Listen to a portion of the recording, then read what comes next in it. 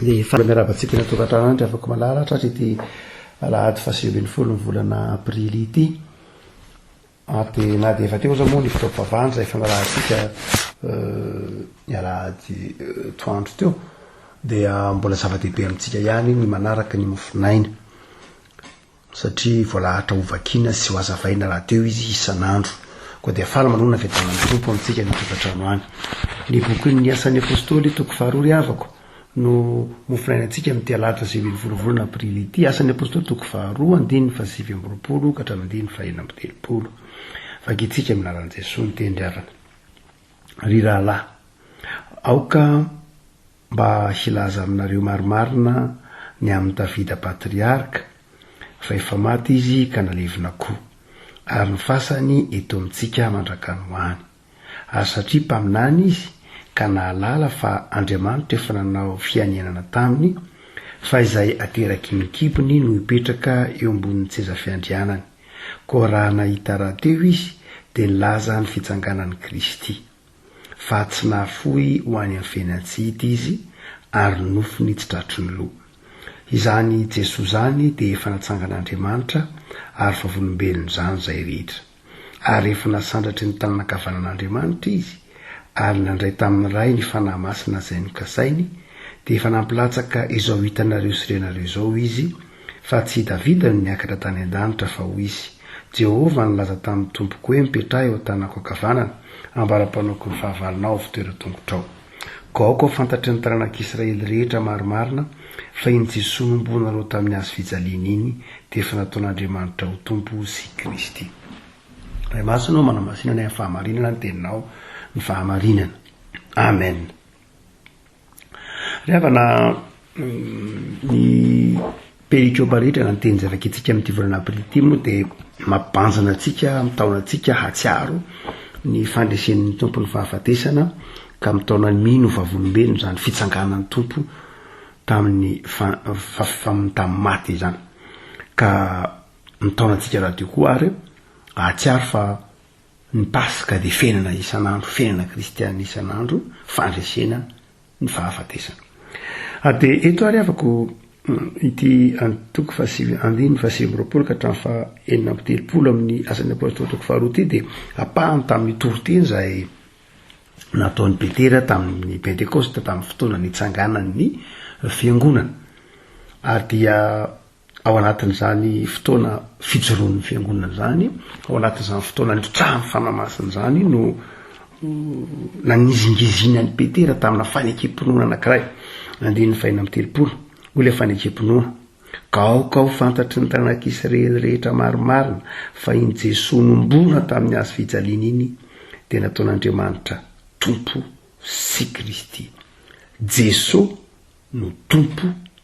Jesosy no Kristy tena fanekem-pinoana mihitsy zany rehefa malala tsaroantsika ny fanekem-pinoan'ny Tomasy raha niona tamin'ny Jesosy nitsangana tamin'ny maty raha hoe tompoko sy Andriamanitra eto Petera mitodika amin'ny zanak'Israely amin'ny fireneny Israely taranak'Israely rehetra manao hoe iny Jesosy iny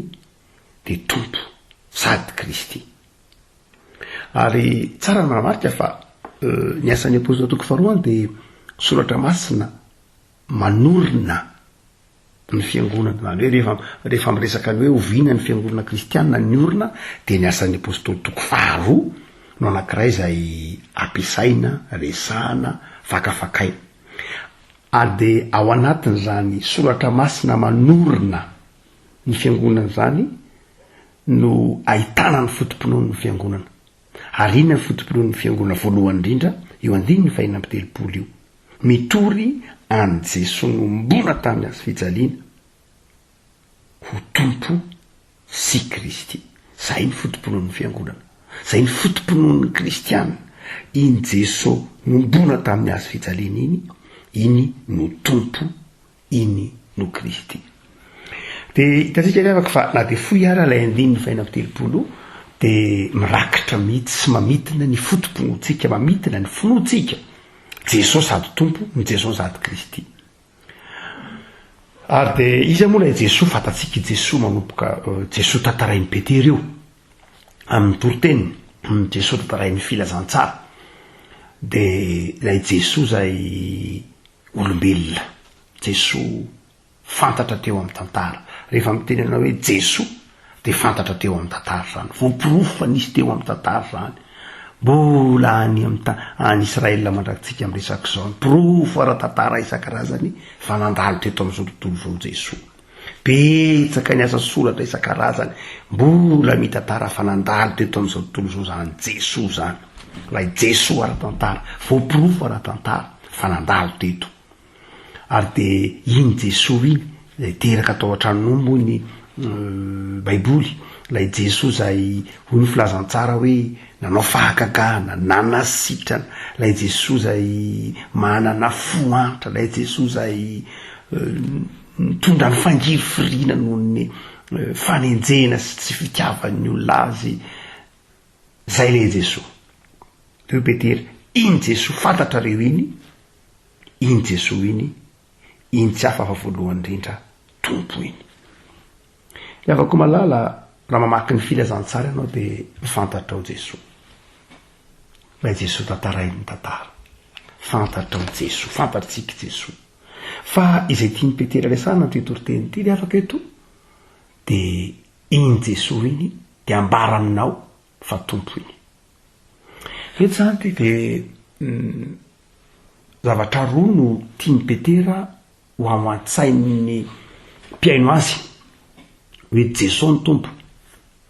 Jesoa de tompo. Zavatra roa. Voalohany de mitodika amin'ny zanak'Israely izy, na ny taranak'Israely milaza fa rehefa miteny hoe tompo eto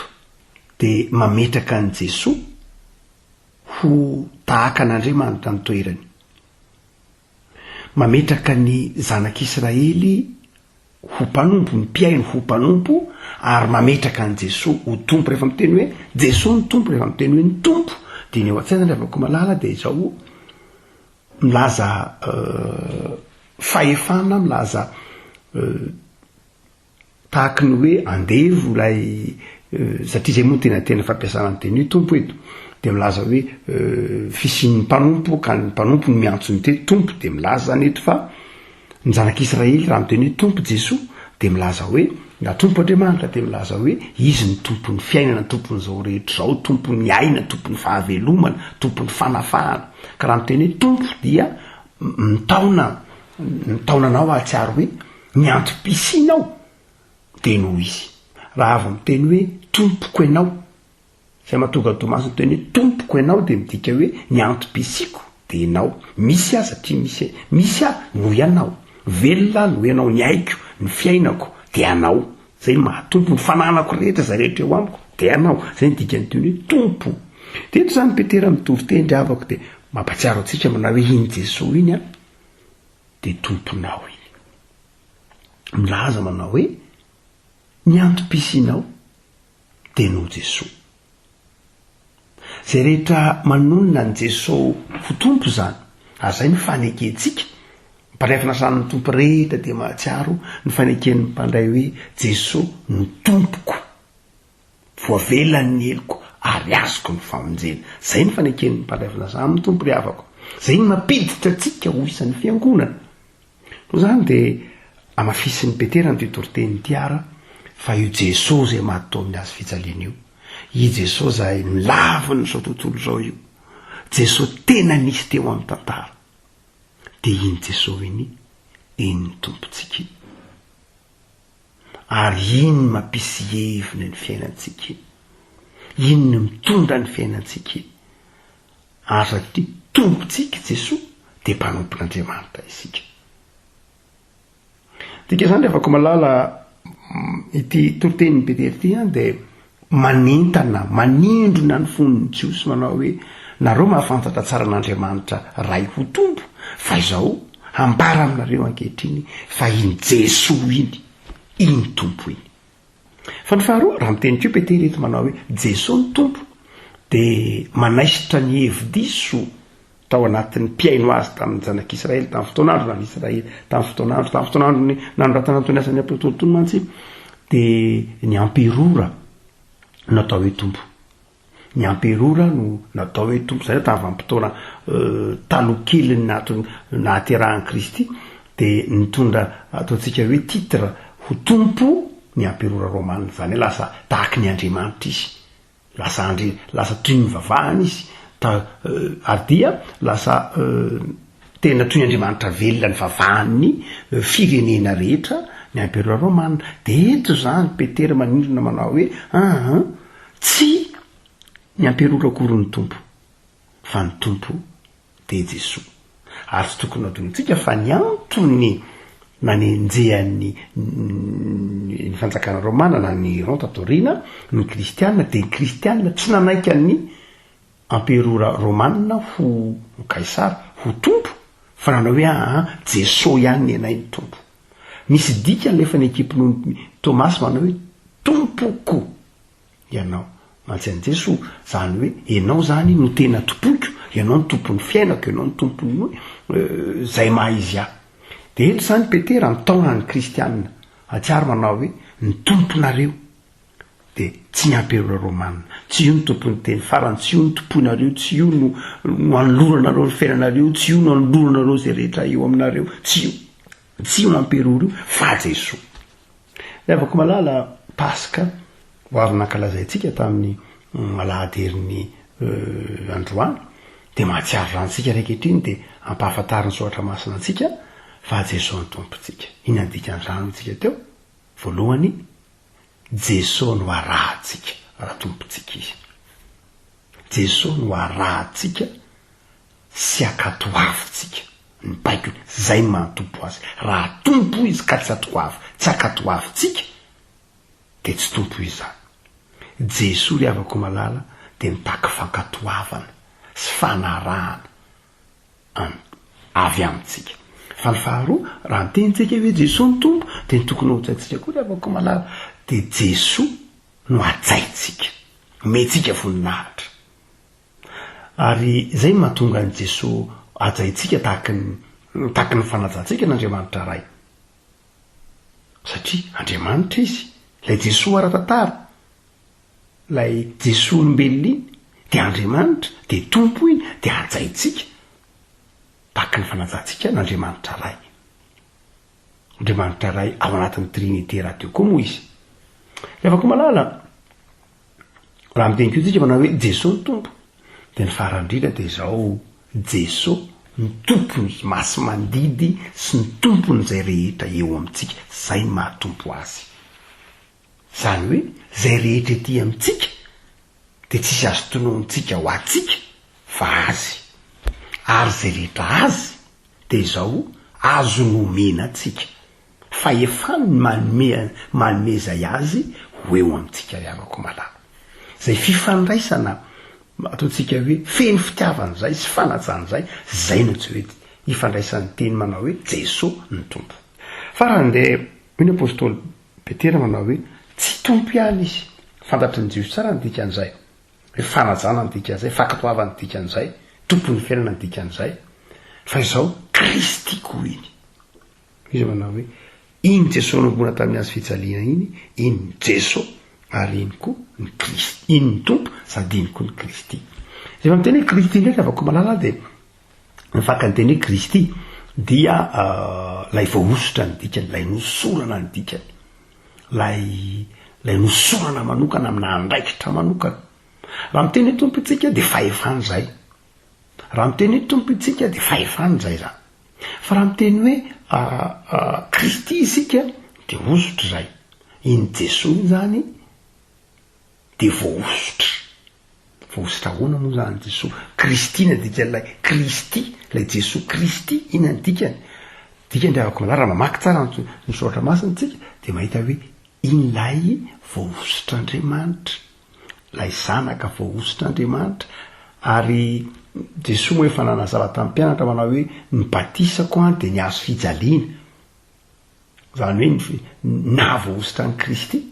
de ny fandresen'ny fahafatesana izy voaomby tao amin'ny azo fijaliana, iny lay ositra teo ny batisa mahavoaositra azy hoe iny zananako lalaka zay sitrako izy ny hoe noy fa eo lay azo fijaliana izay nitenenan'ny tompo tamin'ny mpianatra manao hoe atao batisa ihany ianareo fa ny batisako de niazo fijaliana zany de avako malala raha miteny hoe Kristy itsika hoe Jesosy ny Kristy de niotsaitsika niazo fijaliana raha miteny hoe azo fijaliana de midika namonjena atsika iny Jesosy iny zany no mpamonjy iny Jesosy iny voaositra amonjy atsika ary rehefa miteny hoe Kristy de reto zavatra rona telo reto ny ao-tsaina Jesosy ny Kristy zany hoe lay Jesosy teraka atao tany Jodia lay Jesosy zay nandresy ny onjan-dranomasina lay Jesosy nanasizana lay Jesosy izay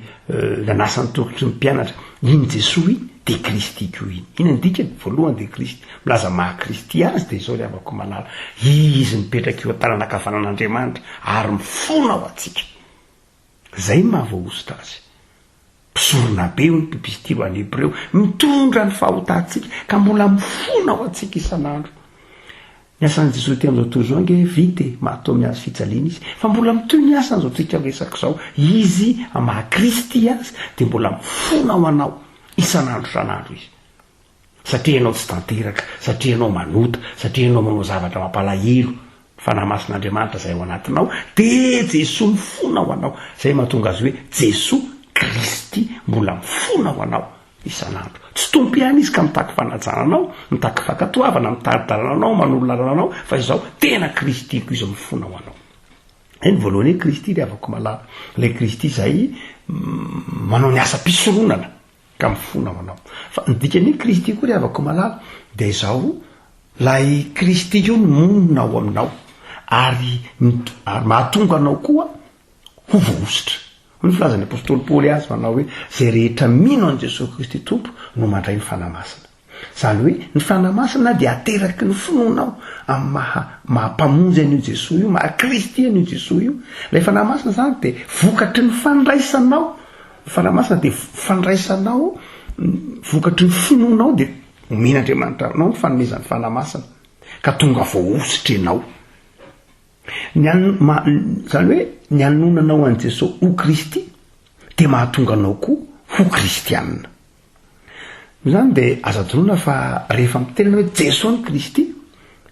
de manao hoe Jesosy ray voaositra lay zanak'ondrin'Andriamanitra de zao mahatonga anao mandray ny fanamasina zay ka mahatonga anao ho voaositra ary mitondra ny anarana hoe kristianina de afaka malala zava-dehibe zany ry havako raha miteno zany hoe Jesosy ny tompo Jesosy ny Kristy de midika hoe zako dia mandray zany osotra maha kristianina zany voositra Kristy ianao de tonga kristianina ianao zany olom-boositra ianao zany satria manana ny Kristy ao am-ponao zava-dehibe zany ry avako malala rehefa miteny tsika hoe voositra de olona madio zany olona masina zany olona tsy fantatra zao zany fa fantatr'Andriamanitra zanak'Andriamanitra fa ny farany avako malala zay ateraky ty fanekepony ty hoe Jesosy ny Kristy ao fiainatsika raha miteny koa tsika manao hoe Kristy tsy midika ositra ihany tsy midika fifonana peratana amin'Andriamanitra ihany fa midika mihitsina koa fiandaniana sy fiarovana io lay nataony teny Hebreo hoe Messia lay Messia de lay mpitarika lay voaositra lay mpanafaka lay mpamonjy ka raha miteny hoe Kristy itsika de lay Jesosy raha manonona hoe Jesosy Kristy itsika de ny sary ao an-tsaina raha avako malala raha izay anao zahoanao azy de zao mpamonjy izy lay mahampamonjy zany tsy eo amin'ilay hoe Jesosy ny tompo fa eo amin'ilay hoe Jesosy ny Kristy eo no itoeran'ilay Jesosy ny mpamonjy marina fa lay teny hoe Jesosy de fe Andriamanitra mamonjy no heviny fa mafy kokoa ny hevitry ny teny hoe Jesosy ny mpamonjy amin'ny teny hoe Jesosy ny Kristy satria le Kristy de hoe Messia lay mpanavotra lay mpanafaka lay mpamonjy ao anatin'ny sarotra lay mpanafaka ao anatin'ny fahoriana zany avako malala ataovy eo an-tsainao ary fa kristianina ianao ary raha kristianina ianao de manana ny Jesosy ho tomponao ary manana ny Jesosy ho mpamonjy anao Kristy ianao ivavaka sika tompo misoranao zay noho ny amin'ny mofinaina nomenao anay tamin'ity ady ity indray zay nanantitrantitra taminay fa ianao lay zanak'ondrin'Andriamanitra ianao lay Jesosy de tomponay ianao no manapaka eo amin'ny fiainanay ianao no mitondra sy akantoavinay isan'andro hajainay ary menay voninahitra satria mahatoy zao anay fa ianao koa nefa no Kristinay ianao lay mifona ho anay isan'andro ianao lay monina ty anatinay ianao lay manositra anay ho zanaka mahatonga anay ho zanaka ianao lay Messia izay ny mamonjy anay amin'ny sarotra amin'ny fahotana manafaka anay Tompo dia ampahirezay ho vavolombelona fandresenao fa tsy manana tompo afa-tsy anao zahay tsy manana Kristy afa-tsy anao zahay satria efa nisolo ny fahotanay teo amin'ny hazo fijaliana ianao dia aoka Tompo anapaka ao amin'ny fiainanay ny fitiavanao ny fifalianao amin'ny fiainana isan'andro ary ampahirezay mba hankatoanao amin'ny fitiavana dia nitokatrano tsirairay ny sambatan'olona Jesoa dia apetraka mba amin'ny fahasoavanao ary amariny ny teninao fa momba anay mandrakariva ianao ry Jesosy Kristy Tompo sy mpamonjy anay dia ho anao ny tera sy ny laza ary ny voninahitra Andriamanitra ray zanaka fanahy masina. Amen.